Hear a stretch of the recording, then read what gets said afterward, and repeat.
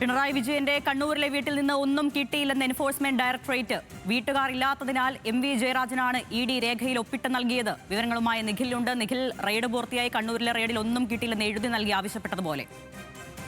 ആദ്യത്തെയും കണ്ണൂരിൽ ആ റെയ്ഡിൽ ഒന്നും ലഭിച്ചിട്ടില്ല എന്ന് തന്നെ എഴുതി നൽകിയാണ് ഇപ്പോൾ ഇ.ഡി. ഉദ്യോഗസ്ഥർ പിണറായിയുടെ കണ്ണൂർ പിണറായിലെ വീട്ടിൽ നിന്ന് മടങ്ങുന്നത്. എം.വി. ജയരാജനല്ല, വീടിന്റെ കെയർടേക്കറായിരുന്ന നാണു എന്ന് പറയുന്ന വ്യക്തിക്കാണ് ഇത്തരത്തിൽ എൻഫോഴ്സ്മെന്റ് ഡയറക്ടറേറ്റ് ഉദ്യോഗസ്ഥർ ഈ റെയ്ഡിന് ശേഷം ഒന്നും തന്നെ ഇത്തരത്തിലുള്ള രേഖകളൊന്നും തന്നെ കണ്ടെത്തിയിട്ടില്ല എന്ന് എഴുതി നൽകിയിരിക്കുന്നത്. അതിനുശേഷമാണ് ഈ വീടിന് മുന്നിൽ ഉണ്ടായിരുന്ന CPM-ന്റെ പ്രതിഷേധം അവസാനിച്ചത്. ആ പ്രതിഷേധത്തിന് ശേഷം ഇപ്പോൾ ഇ.ഡി. ഉദ്യോഗസ്ഥർ മടങ്ങുകയാണ്.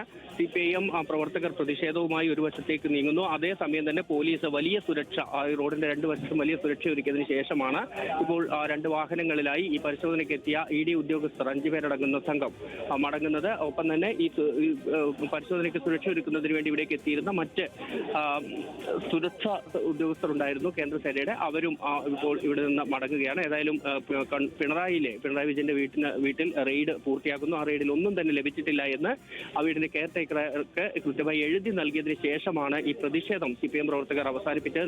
നേതാക്കളായ K രാഗേഷും P ജയരാജനും M.V. ജയരാജനും V Sivadasan MP-യും അവിടെ ഈ ഇ.ഡി. ഉദ്യോഗസ്ഥരോട് കാര്യങ്ങൾ സംസാരിച്ചു. അതെല്ലാം കഴിഞ്ഞതിന് ശേഷമാണ് ഇവരെ പുറത്തേക്ക് ഇറങ്ങാൻ പോലും അനുവദിക്കുന്ന ഒരു സാഹചര്യം ഉണ്ടായത്. ഇപ്പോൾ ഏതായാലും റെയ്ഡ് പൂർത്തിയായിരിക്കുന്നു. ഈ ഉദ്യോഗസ്ഥർ ഇവിടെ നിന്ന് മടങ്ങുകയും ചെയ്തിട്ടുണ്ട്.